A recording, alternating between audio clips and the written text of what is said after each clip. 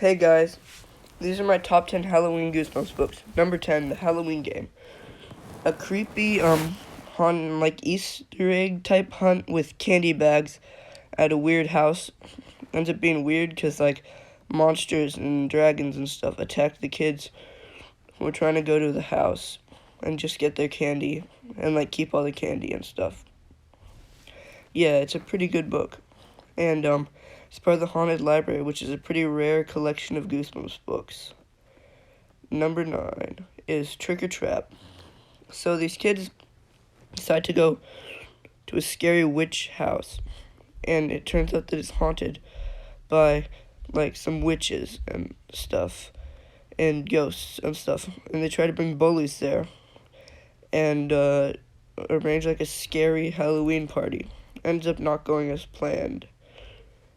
Well, in a spooky fashion, there's a living mask.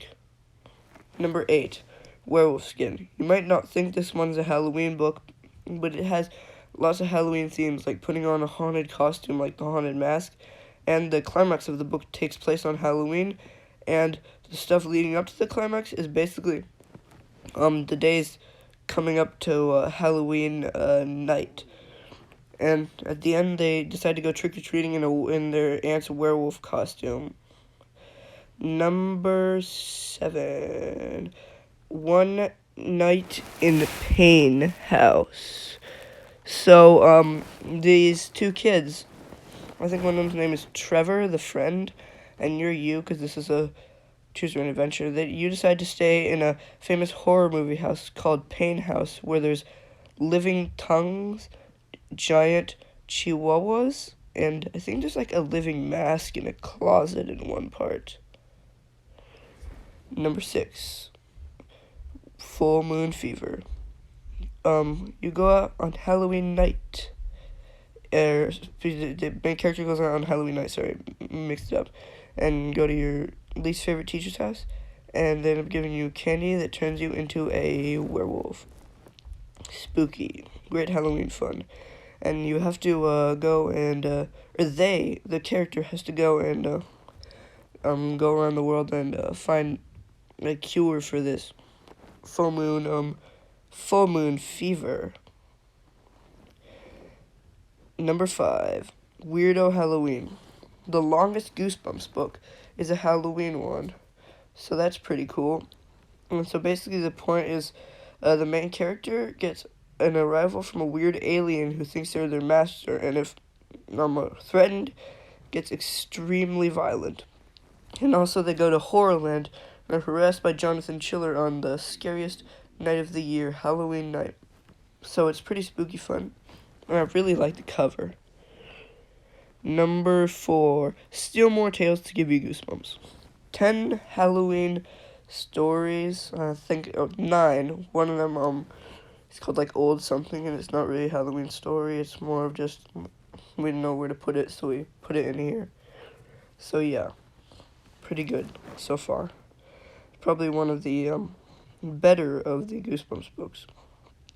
And also, my favorite story in this is either The Scarecrow or Pumpkin Juice. Number 3, The Haunted Mask 2, a sequel to one of the most beloved Goosebumps books and the one that sold the most. So you know they'd have to make an extremely good Halloween fun sequel like the first. And they succeeded. You can already tell by the cover alone. So basically Steve, he goes out as the mask that he found Carly Bath wearing next year, decides to scare his soccer team. But they end up helping him because they think he's just an old man, because the mask makes you feel like an old man and gives you back problems and all that crazy kind of stuff. So yeah, pure, amazing Halloween fun. Number 2 is one of my most favorite Goosebumps books, and it's Attack of the Jack-o'-lanterns. These kids, Drew and I forgot his name, but they go out to a creepy neighborhood and get harassed by pumpkinheads with their bullies that they're trying to get back at. And it turns out it was just Shane and Sean, their friends, who are actually aliens who can shapeshift. I know a lot of shocker R.L. Stein twists, but it turns out that they eat humans, and they threaten that they'll eat Drew when she gets older. because they only eat adults. And yeah, I love the cover. It's extremely cool. And number 1 is the original Haunted Mask.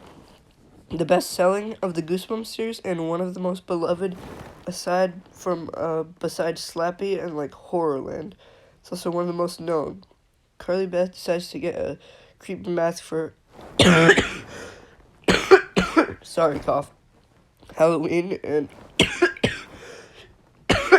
to scare the bully Steve, who is the protagonist of the sequel. And it ends up having some unnecessary side effects, such as the fact that it leaches to your face and makes you angry. And it turns out you have to take it off by the power of love. Sounds cheesy, but it's really not. And the mask also is a scientific artifact. I know most people think it's like magic. Not actually.